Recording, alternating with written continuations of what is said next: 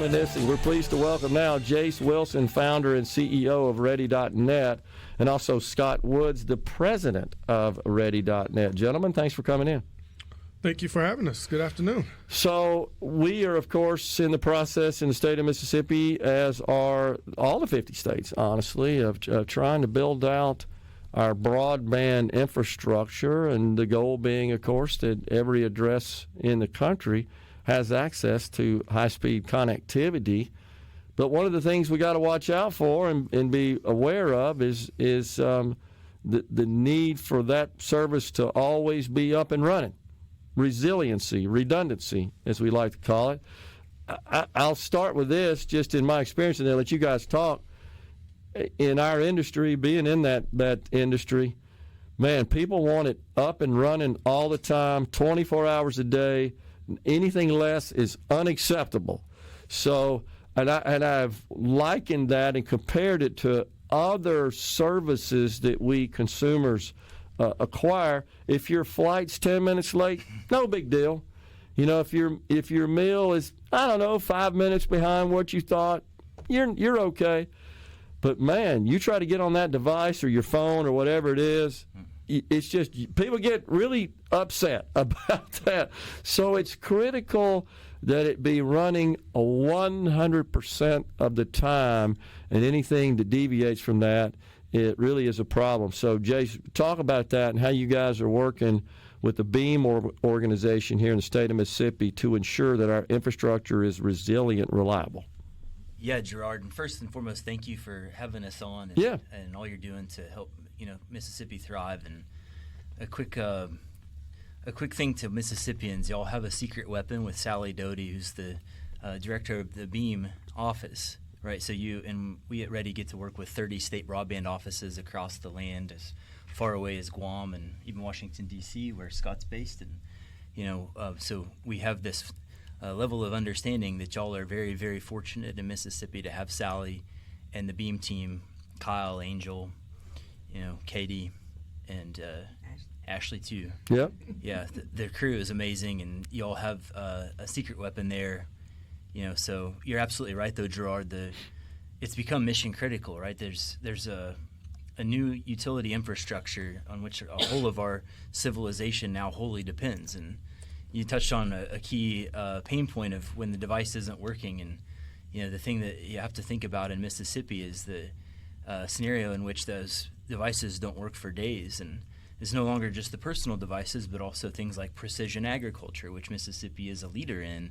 But those fundamentally require a broadband connection and energy connection that works in blue skies and in gray. So got to be up all the time, right, Scott? It's got to be up all the time. Absolutely. And one of the most important things I think we've learned in this process, particularly when it comes to the internet exchange points, is Mississippi doesn't have any. We don't have an IXP here. We do not have an IXP. I know it well. So all of your traffic, all of your internet traffic flows through somewhere else, Atlanta, Miami. So let's explain Charlotte. that to the folks that they've never heard the term IXP and what an internet exchange point means. I'll let you take that. Yeah. I'll put it really simple for you. It is where all the computers talk to each other. Yeah. Right. Where they all come together. Kind of like an airport, so to speak. Just like an airport. Yeah. Yep. All these hubs. Yeah. Right. Right. And not regional, like the major international hubs where you can go anywhere. Yeah. Right. And one of the things that we've noticed, and Mississippi's not alone, there are several other states that don't have an internet exchange point. So what that means is you're reliant on other locales, other primarily major metropolitan cities and areas where your traffic comes in and comes out of. And so in a resilient critical infrastructure scenario, whether it's man-made disaster or a targeted disaster, a targeted attack, right? Mississippi is reliant on these other locales being up and operational. So our goal here is to spread that awareness that resilient critical infrastructure and the need for infrastructure expansion beyond just the basic internet network assets, needs to have a foundation here in Mississippi for Mississippi to thrive in the future. So also, Jase, it's true that the further away an address a consumer is who's connected to the internet from the IXP, there's more risk of downtime, right? Of interruption. Yeah, that's right, Gerard. And to your point, the distance from assets in a network matter, and you're a former data center guy, helped build one of the first data centers in the country, and you saw what happened during the local area network days, and you know about compute and store resources too, Yep. the other legs of the so-called three-legged stool on which Network compute infrastructure. Yeah, exactly. Yeah. On And which storage. those digital services must depend, right? So you were building the cloud before the cloud was called the cloud, and now we have AI, and what we're seeing is, Gerard, the places where we're getting the big hyperscaler data centers, and the people that live very close to those have a very bad neighbor on one side, with the energy hog and bandwidth requirements Yep. being sort of soaked up, but they do have the direct access to those compute and store resources, and they do tend to outperform on their the things that we're seeing with AI at the edge for everything from advanced telehealth and healthcare to making sure that those precision agriculture things are working the correct way. The key is, like you said, it's the distance from those assets. So the only real key to the resilient critical infrastructure then is to distribute those types of resources. And so we see an opportunity where Mississippi, if it wanted to, with Sally and the Beam team and everything that everybody in Mississippi is banding together to do to leapfrog a lot of the other parts of the nation. You were building the first data center down here back in, way back in the day. There's the opportunity to go from zero IXPs to not one but 10, Yeah. and distribute those compute and store resources around the state so that your problem that you described is solved. The folks in Mississippi are all living within 100 miles of one. Well, and also, Scott, we have an abundance of fiber. We're a crossroads, as you know, for a glut, honestly, of dark fiber that's below our feet that crosses east-west from. Originally, it was Atlanta to Dallas, but that's been extended all the way out to L.A. to the west and Jacksonville to the east. And then we got New Orleans up to the lake in Chicago, which I think is one of the reasons that these big data center operators have selected Mississippi to get close to that glut. But so not only is resiliency important when we start provisioning those networks, but this advent, Scott, of edge computing as well makes that even more important, does it not? Yeah, it does. It does. And you talked about a really crucial scenario here is that dark fiber, that those transmission and bandwidth is for data center use. It's not necessarily for last mile, right? Right, For exactly. our homes and our businesses and It's our like the hospitals. interstates, It's just like the essentially. interstate Yeah. highway. Yeah. It gets data from one point A to one point B, but there are no off-ramps Right. into our communities, right, to our homes and businesses that need it as we expand.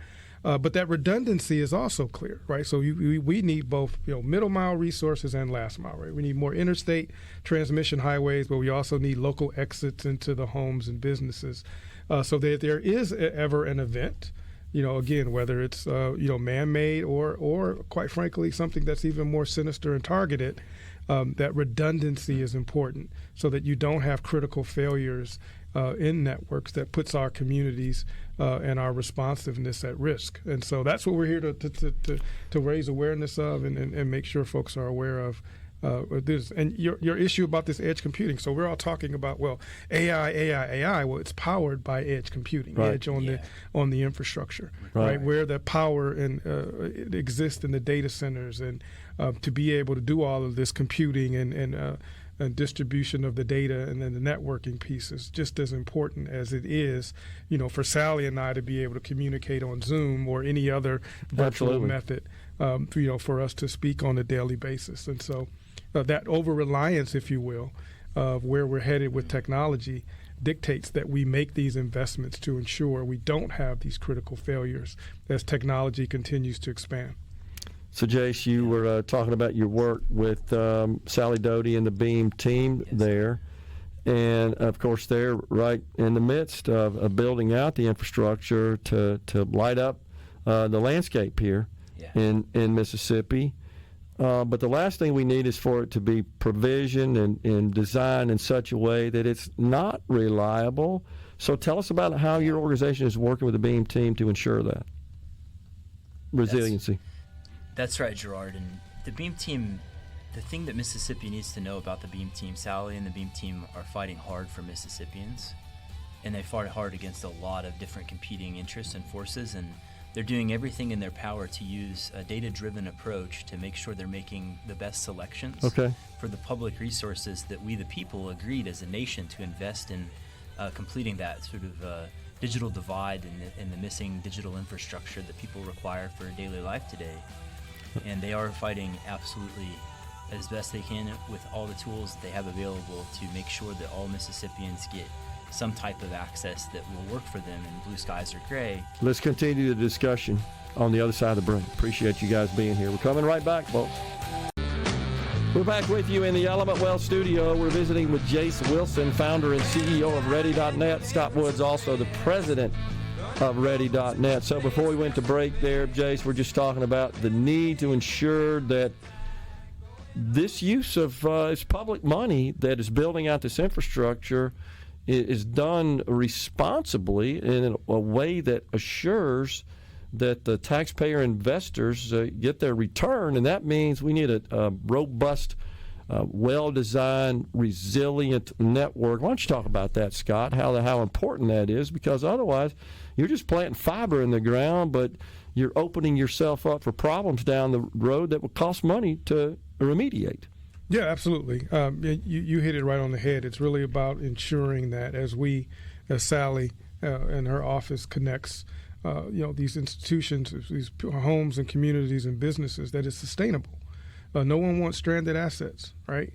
No one wants assets that are we spend millions, if not billions, of dollars to connect people, and then either they don't work or they don't work to their optimal use. Yeah. And then the data, and Jase talked about this, part of what we champion in the data-driven approach. The data shows that once these investments are made, the economic development opportunities are tenfold. In terms of being able to open up access to businesses and entrepreneurship and opportunities. And so if you know that is an outcome, then we should not settle for a subpar method to deliver and make sure that these networks are operational. And that requires a lot of folks working together. You want to bury where you can, but where you can't and it goes on poles, you want to make sure those are efficient processes and that they're being tapped to the knocks, if you will, where they're going. People's homes and businesses are efficient, and we're not tearing up folks' yard. I mean, that's part of the process, but it's done so in a way that's minimally invasive, and that takes a lot of planning and effort. But the last thing, again, I'll go back to my point, is you just don't want stranded assets, all right? Because that is a recipe for disaster. Literally and figuratively, right? Death of a community, the credibility of the office, of the use of public funds to ensure that these networks can be built and then expand. So that's what we're here. Yeah. So, Jase, a little thought on the front end will save you a lot of headaches and hassle and cost down the road. And what a lot of folks may not realize is that when you're designing these networks like this, you literally start out with kind of a whiteboard. And you just start drawing out what this looks like. And there are a million different ways to solve the same problem, and it takes a lot of brain power to figure out what the best is. That's right. So you're doing that here in the state of Mississippi. I think that's the most important aspect of that in working with our Beam group. Yeah, that's right, Gerard. And they're a wonderful team, and we use tools like there's the geospatial asset management engine. So like you said, that whiteboarding exercise that started off as a manual process is now living in software, and the idea of software-defined networking is at the planning stage, right? And building a digital twin of that infrastructure is also a key foundation to that resilient critical infrastructure that you described earlier. That Mississippi needs to be ready for the road ahead, whatever it brings. Both for economic prosperity and unleashing AI at the edge for the people, but also if there's, say, something like a EF5 tornado, right, and lots of fiber huts go knocked down, that whiteboarding exercise might take a little too long to recreate. So exactly. The idea is to make sure that there's a digital twin that's always understanding where are the critical infrastructure assets, and then through the automation of reporting and compliance, or ARC for short, making sure that you understand how those assets are performing across all of the providers at a given time. Yeah, so Scott, this whole concept of a digital twin is not that old, but it's extremely valuable. And what we need are the tools to leverage a digital twin, and now we have those, right? So especially with SDN, with software-defined networking. Yeah. Absolutely. That data-defined networking is going to be key. It is key. And it's not just for what's best for Mississippi in the short term. If you look at where things are headed globally, right? Yeah. Being able to move a tremendous amount of goods and services and be able to invest and bring businesses into Mississippi is also going to be key. And that understanding that having that digital twin of your network infrastructure is key, because that's what the next generation companies demand, right? Yeah. You need that to power AI, to understand edge infrastructure. You need to have that, and it's not just on the physical side of networking. It's transportation, it's energy, it's understanding the grid. You need digital twin now of anything to unleash what I call the efficiency and effectiveness of networking of all kinds. And I'm going to ask you this: you know what the number 2 most dangerous aspect is to networking? What's that? Squirrels. Because they chew through every single You're thing, right? They chew through cable, they chew through cabinets, they chew through fiber. So applies to electricity too. Absolutely. Had a power outage at my building not far from here on Labor Day a few years ago. So, dang squirrels they So it's not this this amorphous thing that may happen. I agree. It could be the animals that are right in the forest that might come in and have a diet of fiber. Appreciate you guys coming in. Thank you, Jase Wilson very much. and Scott Woods with Ready.net. They've been